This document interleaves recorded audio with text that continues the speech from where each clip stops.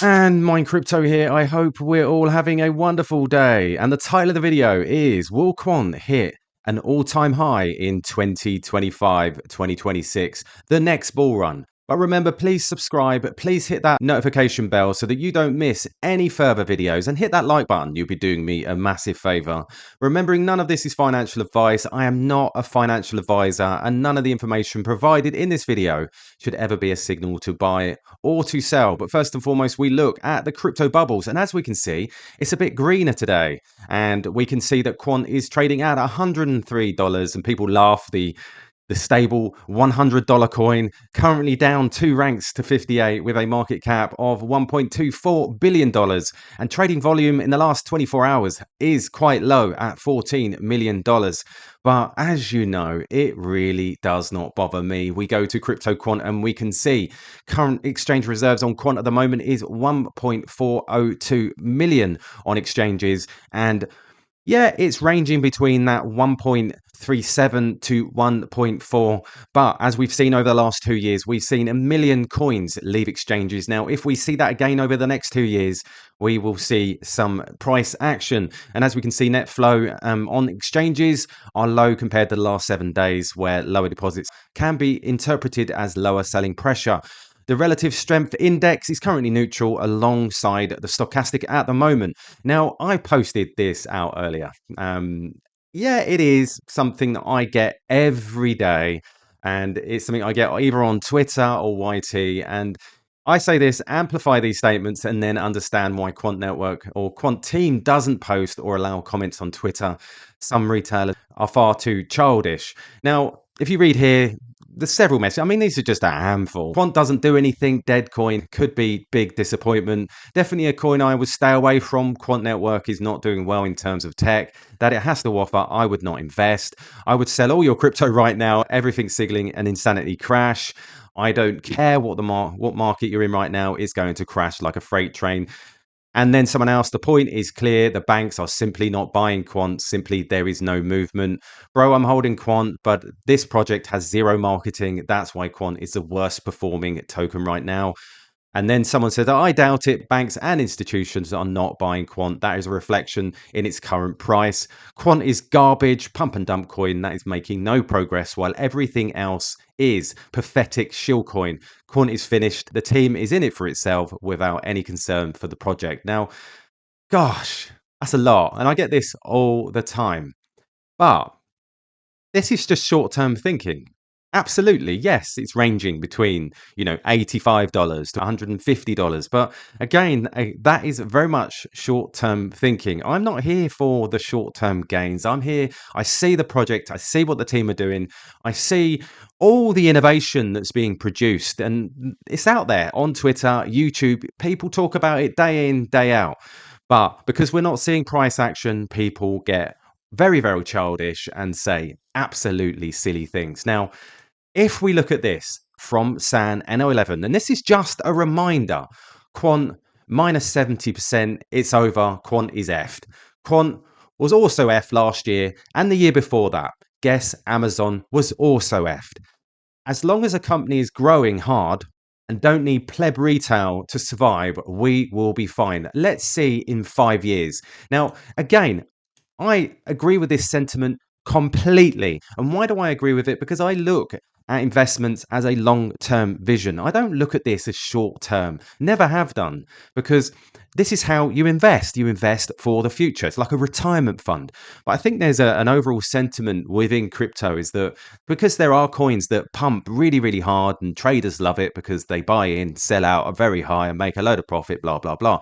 But this is not what Quant's about. And I think you'll find a lot of tokens like HBAR, like XRP, like XLM, like Algo, like Casper, all the rest of them that show a huge amount of utility don't pump as well as these coins with no actual real world use case. Now let's see here. This video from San says it all. Yeah. You survived. What was it that made you to survive and virtually the rest of them are gone?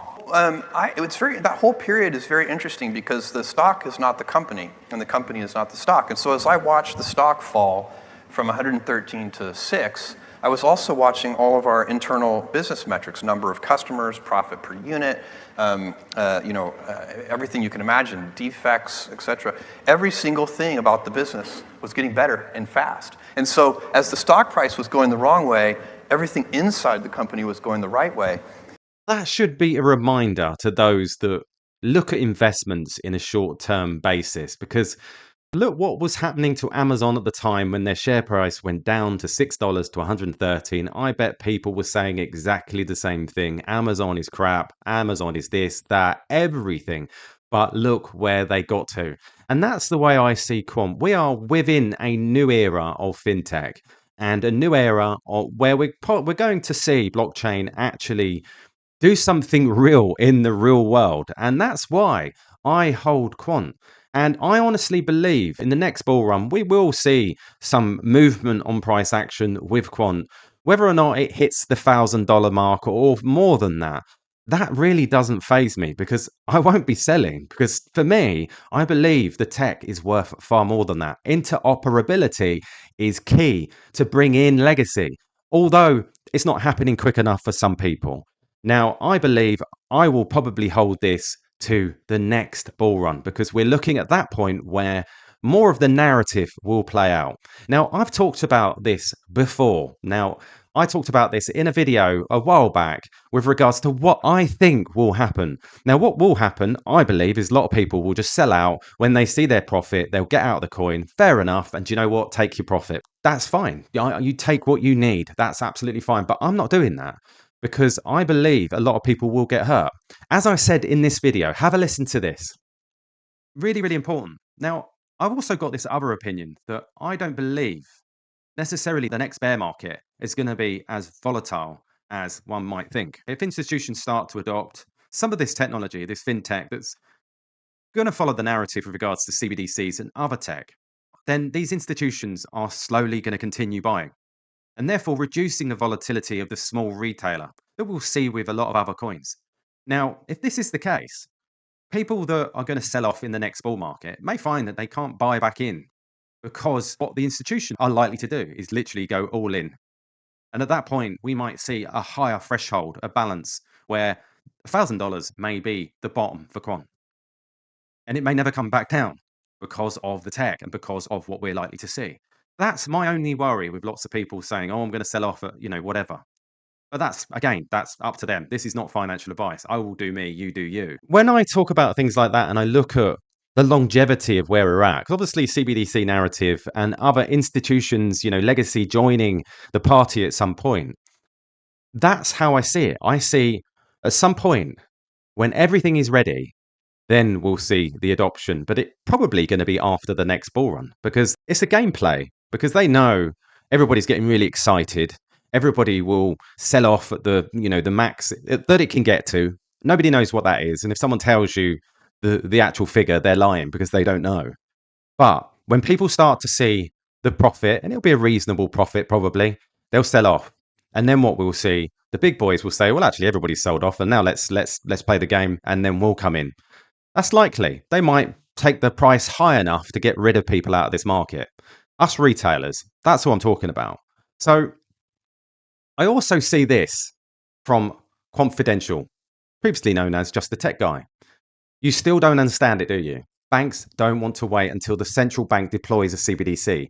They want their systems to be ready and instantly able to offer it and operate as usual.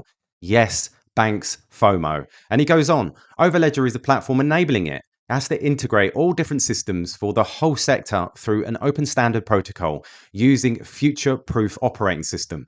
Quant, the BIS, the Bank of England did this with MasterCard, Bank of Canada, Amazon, Barclays, and more. And we can see down here, phase 3, how many banks witness. Meanwhile, what's happening is BIS Hong Kong hub. And we can see here, Enbridge cross-border CBDC has 23 central banks, IMF, as observers. And then we also see the world order is restructuring in real time. SWIFT's monopoly is over. And this was in reply to Richard Turin, de-dollarization daily. The world just changed. UAE makes first cross-border CBDC payment using Enbridge. And we can see in the latest video that came out for Quant, they were showcasing Enbridge. Why would they do that? And we also get transcend the crypto bros. The trial of Sam Bankman-Fried was not just about individuals' actions, but rather an emblematic moment in evolution of decentralized finance space. It signifies the decline of the crypto bro persona, a much needed societal shunning that should usher in a shift towards more pragmatic, regulated, and purposeful applications of blockchain technology.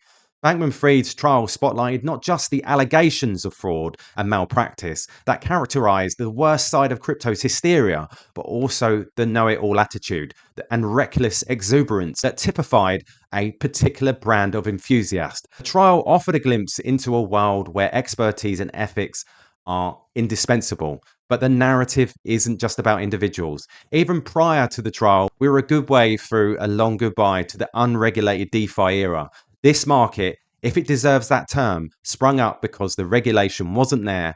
Unscrupulous firms wanted to cash in on offering derivatives type lending using crypto. Now, this is all about to change. I really believe so. And I believe it's not going to happen immediately, but it takes time. This is why I'm a long-term holder. This is why I hold other coins that I believe will do very well within the next bull market. And I will take those profits and I will enjoy my life, but I will also be investing more into quant as I'm doing so already, slowly chipping away.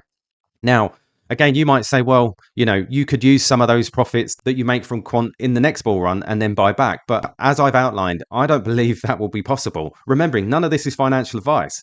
I'm doing me, you do you, because I really believe that we will see tremendous gains at some point. Now, I know people are getting tired. I know people are getting fatigued. I get fatigued. I do these videos every day. Partly for my own sanity, because I need to research, I need to keep on top of it, but also to provide you with the news and information. All the best, and I'll catch you later.